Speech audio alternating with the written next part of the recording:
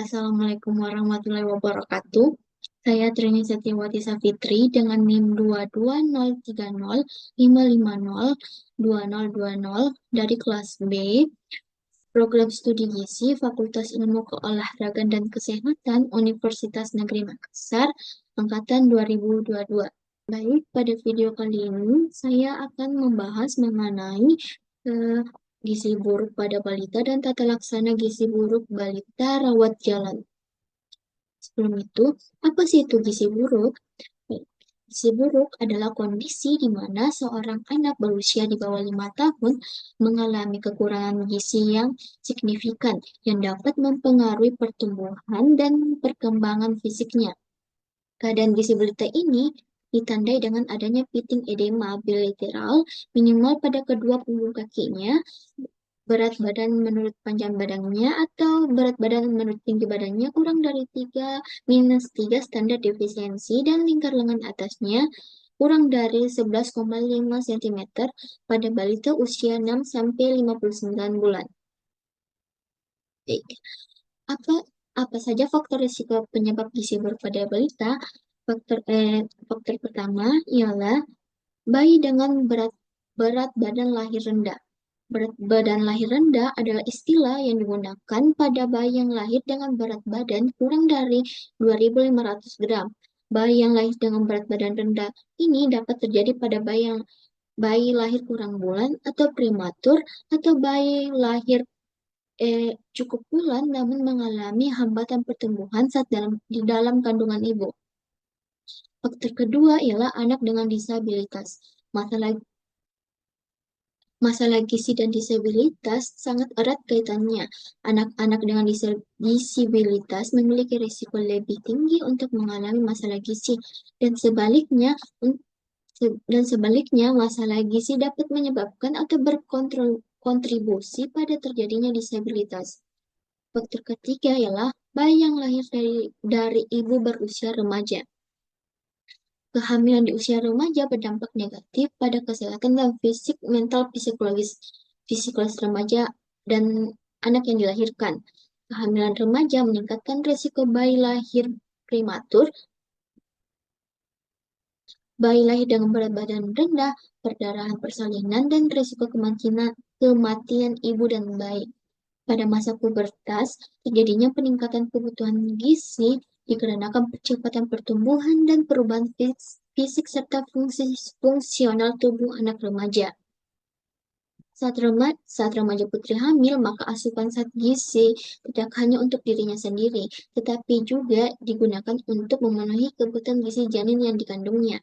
Sehingga dengan adanya kompetisi kebutuhan gizi antara ibu remaja dan janin yang dikandungnya, maka hal ini dapat meningkatkan risiko kelahiran bayi berat badan lahir rendah. Faktor keempat ialah ibu dengan masalah gizi. Status gizi selama masa kehamilan memiliki dampak langsung terhadap kesehatan dan pertumbuhan bayi.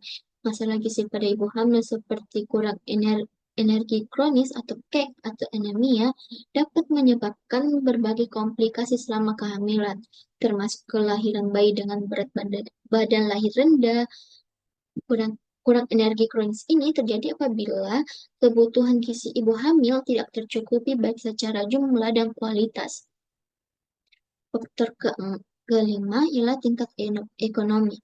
Gizi buruk dapat terjadi pada semua anak, baik dari keluarga mampu atau keluarga kurang mampu. Namun, anak-anak dari keluarga kurang mampu ini lebih rentan mengalami masalah gizi. Faktor keenam, kurangnya akses ke layanan kesehatan.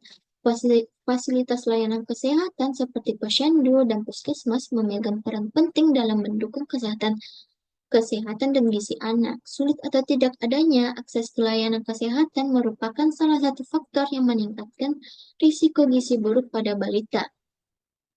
Baik,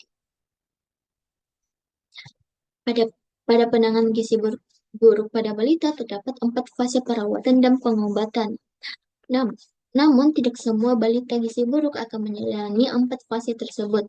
Fase stabilisasi dan transisi untuk balita gizi buruk yang perlu layanan rawat inap, sedangkan fase rehabilitasi dapat dilakukan pada layanan rawat jalan. Pada fase stabilisasi merupakan fase awal perawatan yang umumnya berlangsung 1 atau 2 hari, berlanjut sampai 1 minggu sesuai kondisi klinis anak. Pada fase ini, pemantauan dilakukan dengan mencatat tanda-tanda vital, tanda-tanda bahaya, derajat edema, asupan formula, frekuensi defikasi, konsistensi feses, volume urin, dan berat badan. Nah, edema ini adalah pembengkakan yang disebabkan oleh penimbunan cairan tubuh di bawah kulit akibat kekurangan protein, yang biasanya terjadi pada kedua punggung kaki. Dan apabila edema berat dapat terjadi pada seluruh badan tubuh. Kedua, fase transisi merupakan masa peralihan dari fase stabilisasi ke fase rehabilitasi dengan tujuan memberi kesempatan tubuh balita untuk beradaptasi terhadap pemberian energi dan protein yang semakin meningkat. Pemantauan pada fase transisi ini sama sepertinya pada fase stabilisasi. Fase ketiga ialah fase rehabilitasi. Merupakan merupakan fase pemberian makanan untuk tumbuh kejar. Pemberian energi sebesar 150 sampai 220 kilokalori per berat badan per hari dalam bentuk F100 atau RUT bertambah bertambah di tahap makanan yang sesuai bertahap bertambah makanan yang sesuai berat badan umumnya berlangsung selama 2 sampai 4 minggu. Kemajuan terapi dinilai dari kenaikan berat badan setelah fase transisi dan mendapatkan F100 atau RUT, dan pemantauan pada fase ini dilakukan dengan mencatat asupan formula dan kenaikan berat badan. Nah, F100 adalah formula makanan cair terbuat dari susu, gula, minyak, dan mineral mix yang mengandung 100 kalori setiap 100 ml-nya. Diberikan kepada balita gizi buruk pada fase transisi dan rehabilitasi.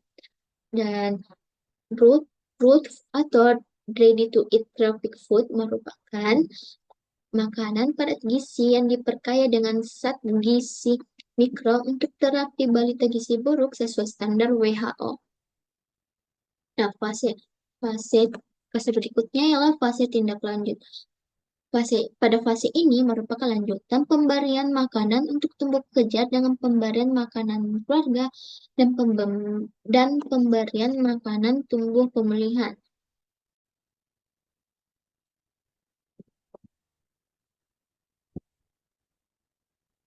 Tindakan pengobatan dan perawatan anak gizi buruk dikenal dengan 10 langkah tata laksana anak gizi buruk. Namun dalam penerapannya sesuai dengan fase dan langkah seperti bagan yang saya tampilkan ini. Tetapi beberapa langkah dapat dilakukan dalam waktu yang bersamaan tergantung dari kondisi klinis yang ditemukan. Baik, pada langkah pertama ialah mencegah dan mengatasi hipoglikemia. Semua balita gizi buruk berisiko mengalami hipoglikemia atau kadar gula darah kurang dari 3 milimol per liter atau kurang dari 54 mg pada desiliter. Ditangani dengan memberikan 50 ml larutan glukosa 10% secara oral. Langkah kedua, mencegah dan mengatasi hipotermia. Hipotermia atau suhu kurang dari 36 derajat Celcius sering ditemukan pada balita gizi buruk, dan jika ditemukan bersama hipoglikemia menandakan adanya gizi buruk menandakan adanya infeksi berat. Cadangan energi anak gizi buruk sangat terbatas, sehingga tidak mampu memproduksi panas untuk mempertahankan suhu tubuh. Cara mencegah dan mengatasi hipotermia dengan menghangatkan tubuh balita dengan menutup seluruh tubuh, termasuk kepala, dengan pakaian dan selimut. Langkah ketiga, mencegah dan mengatasi dehidrasi. Diagnosis dan derajat dehidrasi pada balita gizi buruk sulit ditegakkan secara akurat dengan tanda atau gejala klinis saja. Namun, semua balita gizi buruk dengan diare atau penurunan jumlah urin dianggap mengalami dehidrasi. Langkah keempat, memperbaiki gangguan keseimbangan elektrolit. Pada anak gizi buruk, terjadi gangguan keseimbangan cairan, elektrolit, dan mineral. Tubuh anak gizi buruk relatif mengandung kadar natrium lebih tinggi dan kalium lebih rendah dibandingkan anak normal. Karena itu, pemberian cairan tidak boleh yang mengandung kadar natrium tinggi dan anak harus mendapatkan tambahan kalium. Langkah kelima, mengobati infeksi. Balita gizi buruk seringkali menderita berbagai jenis infeksi, namun sering tidak ditemukan tanda ataupun gejala infeksi bakteri seperti demam.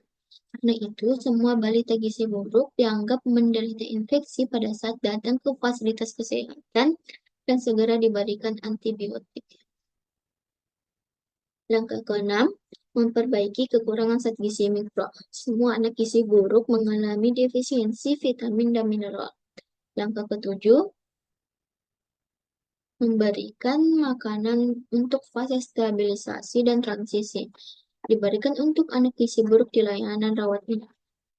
Langkah ke-8, memberikan makanan untuk tumbuh kejar. Pada fase rehabilitasi terjadinya replesi atau pemulihan jaringan tubuh sehingga diperlukan energi dan protein yang cukup. Diberikan energi 150-220 kilokalori per berat badan per hari, protein 4-6 gram per berat badan per hari. Terapi gizi yang diberikan dapat berupa F100 atau RUF yang secara bertahap ditambahkan makanan padat gizi. Langkah ke-9, memberikan stimulasi untuk tumbuh kembang. Pada anak gizi buruk, sering terjadinya keterlambatan perkembangan mental dan perilaku. Keterlibatan keluarga, terutama ibu, sangat diperlukan dalam memberikan stimulasi untuk tumbuh kembang anak. Stimulasi ini diberikan secara bertahap dan berkelanjutan sesuai umur dan anak terhadap 4 aspek kemampuan dasar anak yaitu kemampuan gerak dasar, kemampuan gerak halus, kemampuan bicara dan bahasa, serta kemampuan sosial dan kemandirian. Stimulasi terstruktur dilakukan secara intensif setiap hari selama 15-30 menit per ke-10. Mempersiapkan untuk tindak lanjut di rumah. Persiapan untuk tindak lanjut di rumah dapat dilakukan sejak anak dirawat inap. Kriteria sembuh dari gizi buruk apabila berat badan menurut tinggi badan atau berat badan menurut panjang badannya lebih dari min 2 standar defisiensi dan atau lingkar lengan atasnya lebih dari 12,5 cm dan tidak adanya pitting edema bilateral. Balita keluar dari layanan rawat inap setelah sembuh sesuai kriteria yang saya sampaikan, maka dianjurkan untuk kontrol teratur setelah pulang. Satu kali per minggu pada bulan pertama, 1 kali per 2 minggu pada bulan kedua, dan selanjutnya 1 kali per bulan sampai 6 bulan atau lebih. Oke, selanjutnya adalah pencegahan pada gizi buruk pada balita. Yang pertama, pencegahan pertama, penyiapan kesehatan dan status gizi ibu hamil. Dilakukan sejak masa remaja dan selanjutnya saat usia subur. Misalnya, menerapkan pola hidup sehat bergizi seimbang untuk memenuhi kebutuhan gizi dan mencegah terjadinya kek atau juga konsumsi tablet tambah darah. Kedua, ibu hamil mendapat pelayanan antenatal care terpadu berkualitas sesuai standar. Pencegahan ketiga, peningkatan status gizi dan kesehatan tumbuh kembang serta kelangsungan hidup anak melalui strategi pemberian makanan bayi dan anak yang dilakukan dengan praktik standar EMAS makanan bayi dan anak. Misalnya pertama, inisiasi menyusui dini, ASI eksklusif selama 6 bulan, pemberian 0-6 bulan, pemberian MPASI mulai dari usia 6 bulan, pemberian ASI diteruskan sampai usia 2 tahun atau lebih. Selain itu, dilanjutkan dengan pemberian makanan anak usia 24-59 bulan dengan yang bergizi seimbang untuk memenuhi kebutuhan gizi bagi tumbuh dan kembang anak. Pencegahan keempat, penapisan massal untuk menemukan hambatan pertumbuhan dan perkembangan pada balita di tingkat masyarakat. Pencegahan kelima, perhatian khusus diberikan kepada bayi dan balita dengan faktor risiko akan mengalami kekurangan gizi. Pencegahan keenam, dukungan program terkait, dan pencegahan terakhir ya dukungan lintas sektor. Baik, itu saja penyampaian dari saya. Terima kasih telah menonton video saya. Kurang dan lebihnya mohon dimaafkan. Assalamualaikum warahmatullahi wabarakatuh.